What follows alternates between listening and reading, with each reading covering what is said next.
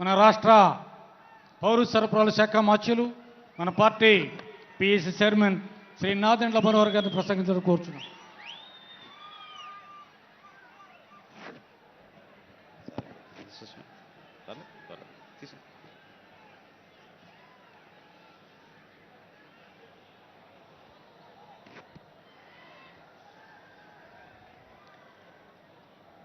Janasena party అధ్యక్షులు, ఆంధ్రప్రదేశ్ రాష్ట్ర ఉప ముఖ్యమంత్రి, మనందరి నాయకుడు గౌరవనీయులు పవన్ కళ్యాణ్ గారికి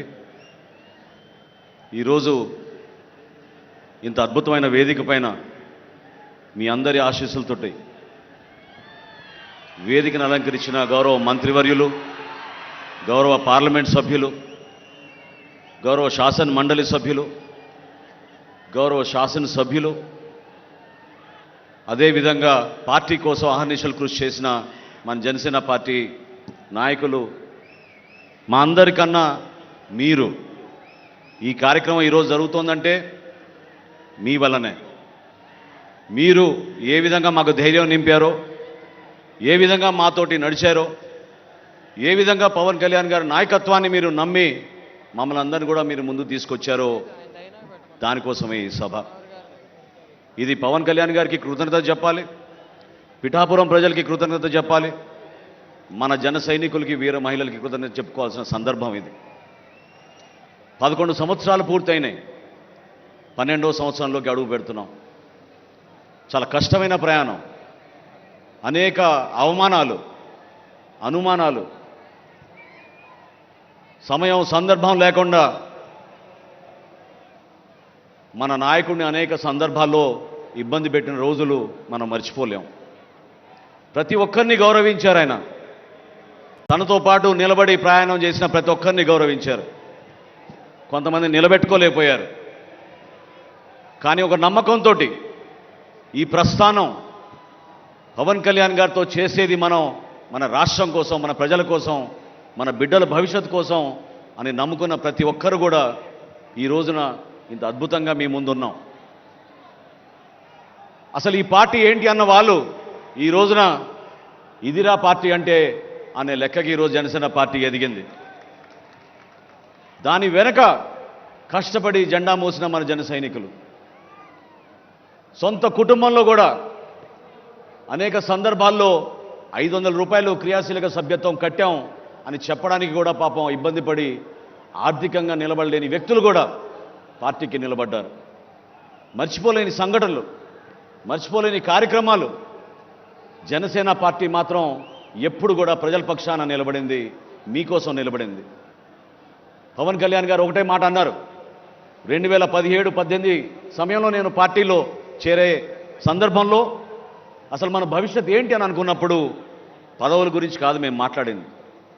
ఆయన ఆ రోజు కోరింది మనం కష్టపడి ఒక అద్భుతమైన యువతరాన్ని నాయకత్వంగా మనం మార్చగలిగితే అదే చాలు మనకి ఈ ప్రయాణంలో, అంతకన్నా ఏంటనే మాట ఆయన అన్నారు. ఆలోచించండి ఒకసారి. ఈ రోజున పార్టీ నిర్మాణం అనేది చాలా కష్టమైన పని. ఒక సంవత్సరంలోనో, ఒక 4 రోజుల్లోనో, నెల రోజుల్లోనో జరగదు.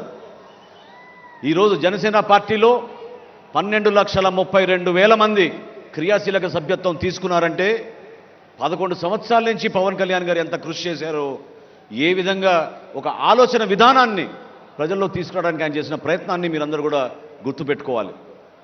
ప్రతిపక్షంలో ఉన్న ఒక విధంగా, ప్రభుత్వంలో రాగానే ఒక విధంగా లేవు మనం. అదే మన నిజాయితీ. ప్రతిపక్షంలో ఉన్నప్పుడు రోడ్ల గురించి మనం పోరాటం చేశాం, రోడ్లపైన ఉన్న దుస్థితి గురించి పోరాటం చేశాం. గుడ్ మార్నింగ్ సీఎం సార్ అనే కార్యక్రమం ఎందుకు చేశాం? ప్రజలు పడుతున్న ఇబ్బందుల గురించి మనం ఆ రోజు మాట్లాడాం. ప్రభుత్వంలోకి రాగానే పవన్ కళ్యాణ్ గారు ఏ విధంగా పంచాయతీరాజ్ శాఖలో 3,300 కిలోమీటర్ల సిమెంట్ రోడ్ల నిర్మాణం కోసం ఒక అద్భుతమైన కార్యక్రమం చేశారో మీరు చూశారు. గిరిజన ప్రాంతాల్లో ఎవరు వెళ్ళని ప్రాంతాల్లో కూడా ఆయన పర్యటించి ఒక ధైర్యాన్ని నింపారు. మత్స్యకారుల సోదరుల కోసం గతంలో మనం చేసిన కార్యక్రమం ఈ సందర్భంగా మీ అందరికీ గుర్తు చేయాలి. కాకినాడ నుంచి నర్సాపురం వరకు మత్స్యకార భరోసా యాత్ర అనే నామకరణంతో అందరం కూడా నడిచి పవన్ కళ్యాణ్ గారి స్ఫూర్తితోటి ఆ రోజు జియో నంబర్ 217ని మనం వ్యతిరేకించాం. అధికారం కోల్పోయినా 2019లో అసలు మనకి భవిష్యత్తు ఉందా అని ప్రశ్నించిన రోజుల్లో 6 నెలల్లోనే మనం భవన నిర్మాణ కార్మికుల కోసం మనం వాళ్ళకి బలం ఇచ్చాం. పవన్ కళ్యాణ్ గారు ఆ రోజున విశాఖపట్నంలో లాంగ్ మార్చ్ కార్యక్రమం నిర్వహించినప్పుడు ఎక్కడి నుంచి వచ్చారో కానీ లక్షల్లో జనం వచ్చి ఆ రోజు ఆయనకి అండగా నిలబడ్డారు. ఆ కార్యక్రమం ద్వారా డొక్కా సీతమ్మ గారి స్ఫూర్తిని రాష్ట్ర వ్యాప్తంగా ప్రతి ఒక్కరికి పవన్ కళ్యాణ్ గారు అందించారు. జన సైనికులు పిలిపించారు. భవన నిర్మాణ కార్మికులు ఎవరు కూడా ఆకలితో ఉండకూడదు, వాళ్ళకి మీరందరూ కూడా కలిసికట్టుగా ప్రతిరోజు వాళ్ళకి భోజనాలు ఏర్పాటు చేయండి ఒక 3 రోజుల వరకు అంటే మన జన సైనికులు 3 రోజులు కాదు కదా 5 రోజులు వారం రోజుల వరకు కూడా రాష్ట్ర వ్యాప్తంగా అద్భుతమైన కార్యక్రమం చేశాం. కోవిడ్ సందర్భాల్లో మనం చేసిన కార్యక్రమాలు మీ అందరికీ తెలుసు. ఈ విషయాలు ఎందుకు గుర్తు చేయాలంటే ఈ ప్రస్థానం సామాన్యమైన ప్రస్థానం కాదు. ప్రతి సందర్భంలో ప్రతి అడుగులో కూడా అనుమానాలు అవమానాలు ఎదుర్కొంటూ ఒక పట్టుదలతోటి ప్రజల కోసమే మనం వచ్చాం, రాష్ట్రం కోసమే మనం వచ్చాం, దేశం కోసం మనం పనిచేద్దామనే నినాదంతో పవన్ కళ్యాణ్ గారు మనం నడిపించారు. రైతుల కోసం మండపేటలోనూ కాకినాడలోనూ ఆ రోజు దీక్షలు చేశాం.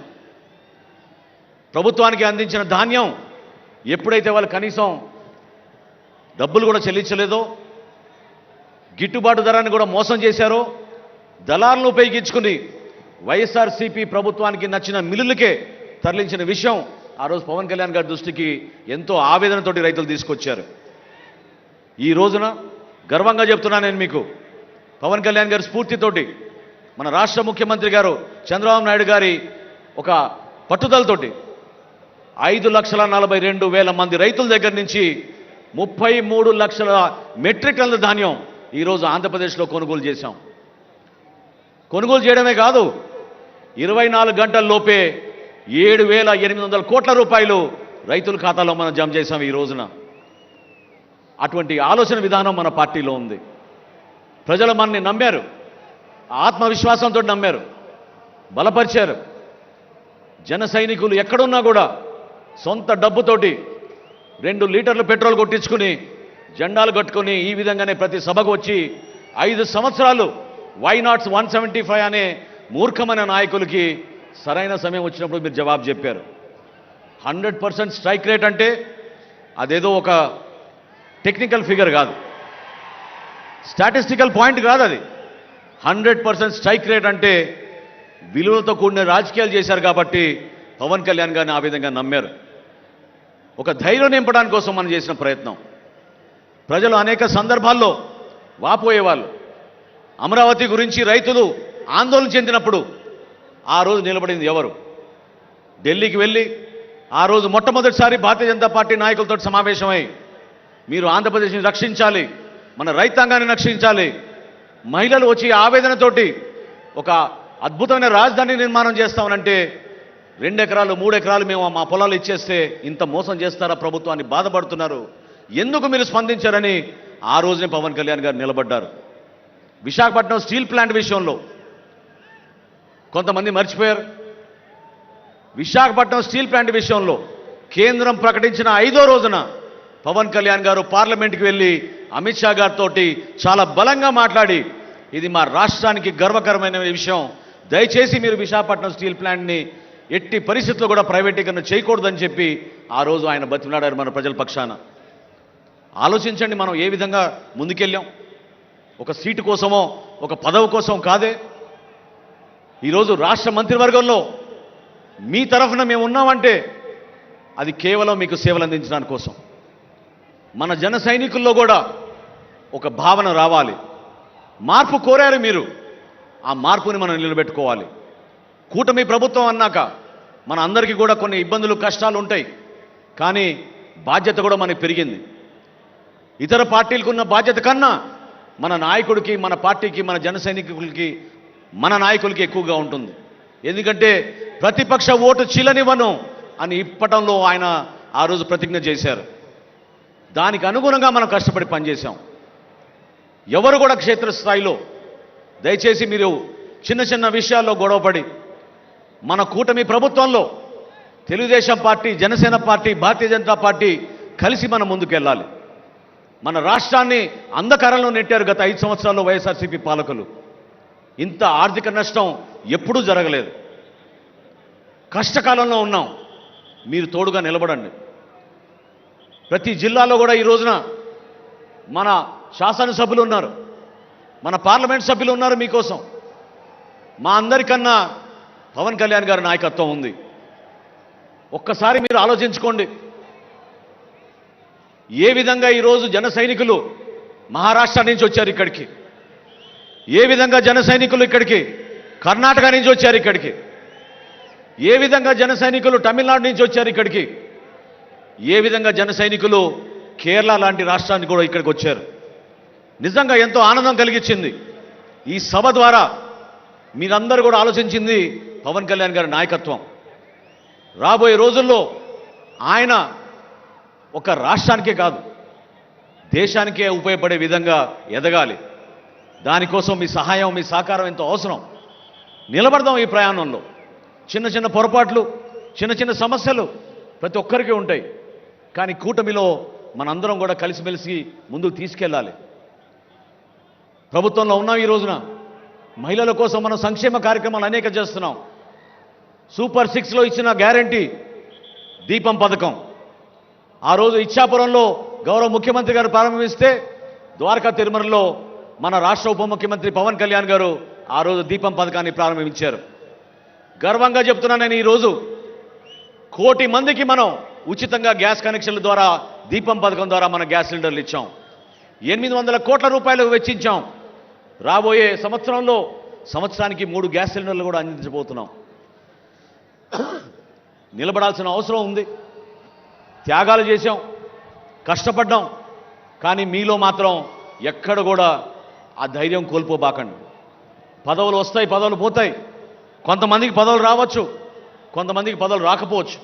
కానీ మీరు నిలబడింది పవన్ కళ్యాణ్ గారికి ఈ కష్టమైన ప్రస్థానంలో ఎప్పుడు ఎక్కడ ఏ సందర్భంలో సరే మేమున్నాం అన్నా మీతోటని నిలబడింది మన జన సైనికులు. వాళ్ళ గురించే మనం చేసుకునే ఈ సభ. ఆలోచిద్దాం. రాబోయే రోజుల్లో ఒక చక్కటి ప్రణాళిక, పార్టీ నిర్మాణం చేసుకుందాం. ప్రభుత్వంలో మన భాగస్వాములుగా ఉన్నాం కాబట్టి ఏ కార్యక్రమమైనా సరే ఇది మన సొంతం అని మీరు భావించుకోవాలి. నేను మరొక్కసారి కోరుతున్నాను ఈ వేదిక ద్వారా మన జన సైనికుల్ని, వీర మహిళల్ని మీరు దయచేసి ప్రభుత్వ అధికారులతోటి మీరు కలిసి పనిచేయండి. ఎవరైతే లబ్ధిదారులు ఉన్నారో ఆ లబ్ధిదారులు మీరు గుర్తించండి. వాళ్ళకి న్యాయం జరిగే విధంగా, వాళ్ళకి ప్రభుత్వ పథకాలు అందే విధంగా మీరు కూటమిలో మీరు ఆ బాధ్యత తీసుకోవాలి. అంతేగాని ఎన్నికలు అయిపోయినాయి కదా, 100% స్ట్రైక్ రేట్ వచ్చేసింది కదా అంటే కాదు. నమ్ముకున్నారు మన ప్రజలు. మన ద్వారా మంచి కార్యక్రమాలు జరుగుతాయని నమ్ముకున్నారు. ఆ కార్యక్రమాలు మీరు నిలబెట్టండి. జనసేన పార్టీ ఎప్పుడు ప్రజల పక్షాన నిలబడుతుంది, ఎప్పుడు కూడా సామాన్యుల కోసమే నిలబడుతుంది. ప్రశ్నించే పార్టీ కాస్త ఈరోజు సమస్యల పరిష్కారం కోసం పార్టీగా మనం మారాం. నిలబడదాం మనం దానికోసం. ప్రతి గ్రామంలో కూడా మీరు కలిసి పనిచేయండి.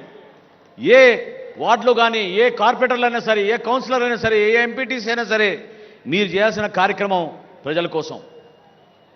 ఈ ప్రయాణంలో చాలామంది జన సైనికులు పాపం ఈరోజు ఇక్కడ ఉంటే ఎంతో ఆనందించేవాళ్ళు వాళ్ళ సభ చూసి. 463 జన సైనికులు వాళ్ళ ప్రాణాలు కోల్పోయారు. ఎంతో బాధ కలిగించింది. చాలామంది ఇంటికి వెళ్ళి ఆ కుటుంబాలని పరామర్శించి పవన్ కళ్యాణ్ గారు చేతుల మీదుగా ఇచ్చిన 5 లక్షల రూపాయల చెక్కుల్ని వాళ్ళకి అందించాం. ఆ 463 జన సైనికులకి మనం ఈ సభ ద్వారా వారి కుటుంబానికి ఒక భరోసా కల్పించే విధంగా, వాళ్ళ బిడ్డలకు ఒక మంచి భవిష్యత్తు ఉండే విధంగా మనందరం కూడా కలిసి ఉండాలి. వాళ్ళ ఆత్మకు శాంతి చేకూరాలని మనందరం కూడా ఈ సందర్భంగా ఆలోచించాలి. అదేవిధంగా పిఠాపురం ప్రజలకి, తూర్పుగోదావరి జిల్లా నాయకులకు మీరందరూ కూడా సహనంతో, సమన్వయంతో కలిసి మనం ముందుకెళ్ళాలి. ఇది ఒక బాధ్యత.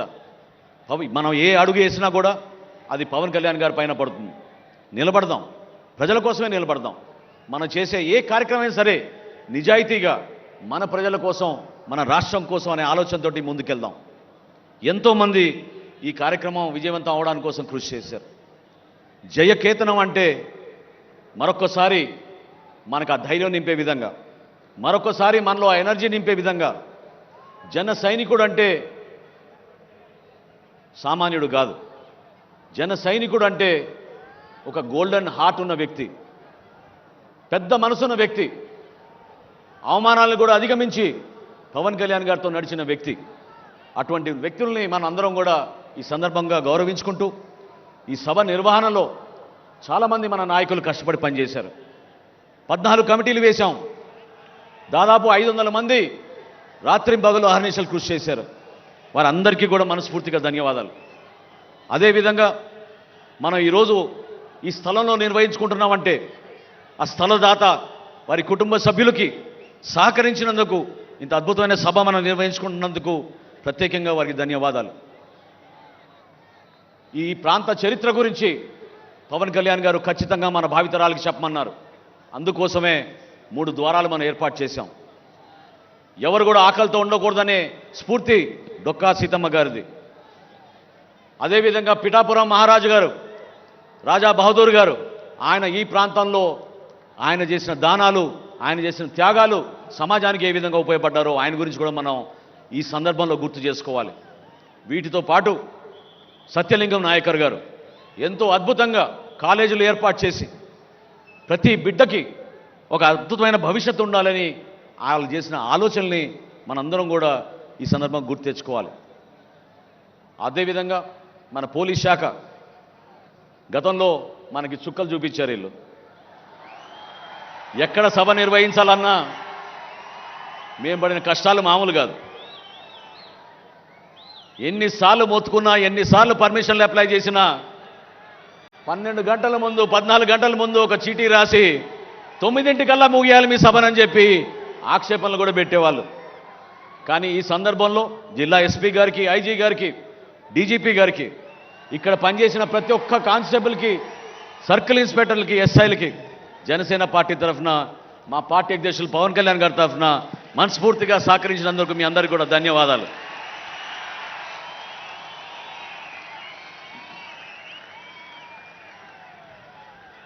ఈ కష్టకాలంలో మనతో పాటు నిలబడిన మన వాలంటీర్స్, ఇందాక చూశారు మీరు ఏ విధంగా వాళ్ళు నిలబడ్డారు. జనసేన పార్టీ ఈరోజు మీటింగ్లు జరుపుకుంటున్నామంటే, ఒక డిసిప్లిన్ విధానంలో జరుపుకుంటున్నామంటే, పాపం వాళ్ళకి గాయాలైనా కూడా, కాళ్ళు బెనికినా కూడా, చేతికి ఫ్రాక్చర్లు అయినా కూడా వాళ్ళు నిలబడి మీకు సేవ చేయాలనే ఆలోచనతోటి మన వాలంటీర్స్ నిలబడ్డారు. మనస్ఫూర్తిగా వాళ్ళు కూడా ఈ సందర్భంగా పార్టీ అధ్యక్షులు పవన్ కళ్యాణ్ గారి తరఫున, మనందరి తరఫున వారికి ధన్యవాదాలు. ఒక్కసారి చివరిలో మీరందరూ కూడా గుర్తుపెట్టుకోవాల్సింది, స్ఫూర్తి నింపే కొన్ని సంఘటనలు ఉన్నాయి. అమరావతి రైతుల విషయంలో కానివ్వండి, జనవాణి కార్యక్రమం మన విశాఖపట్నంలో జరుపుకున్నప్పుడు ఏ విధంగా పవన్ కళ్యాణ్ గారిని 3 రోజులు నిర్బంధించారో నోవోటెల్ హోటల్లో ఆ రోజు మీకు గుర్తుంది. గోవిందమ్మ అనే ఒక తల్లి తన బిడ్డతోటి అక్కడ కూర్చుని ఆ రోజు బీచ్ పైన స్ఫూర్తిదాయకంగా రాత్రంతా నిలబడి, మా అన్నని మాత్రం అరెస్ట్ చేయకూడదు, మేము అన్నని కాపాడుకుంటామని ఆ రోజు గోవిందమ్మ నిలబడింది. నిజంగా మీకు మనస్ఫూర్తిగా మీకు నమస్కారాలు. పార్టీని తన బిడ్డతో పోల్చిన ఒక తాపీ మేస్త్రి ఈశ్వర్ గారు 50,000 రూపాయలు ఇచ్చారు ఆ రోజు ఇప్పటం సభకి. ఆయన ఒక దాతగా, ఒక స్ఫూర్తిదాయకమైన దాతగా నిలబడ్డాడు. ఈశ్వర్ గారిని మనం ఎప్పుడూ మర్చిపోలేం. ఎందుకంటే పార్టీ ఇంత దూర ప్రయాణం చేయగలిగామంటే, నేను పవన్ కళ్యాణ్ గారితో పాటు ప్రతిరోజు నేను దాదాపు నడిచాను కాబట్టి నాకు తెలుసు. ప్రతిసారి సొంత డబ్బులు ఆయన ఇచ్చారు.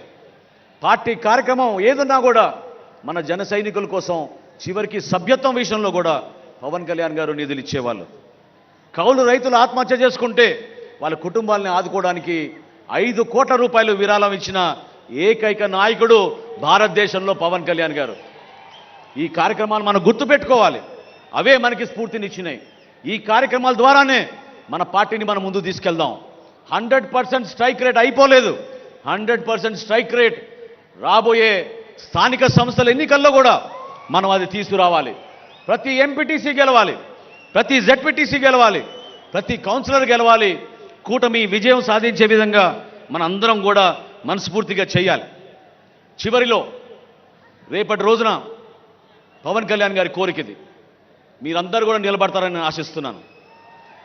రేపటి రోజున సభ ముగిసిన తర్వాత ఈ ప్రాంతం మొత్తం స్వచ్ఛ ఆంధ్రప్రదేశ్గా మనందరం కలిసికట్టుగా ఏ రాజకీయ పార్టీ చేయని విధంగా మనం కార్యక్రమాల్లో పాల్గొని కేవలం చెత్తనే కాదు, ఫ్లెక్సీలు, జెండాలు, ఇతర పార్టీల జెండాలు కూడా గౌరవంగా తీయాలని పవన్ కళ్యాణ్ గారు చెప్పడం జరిగింది.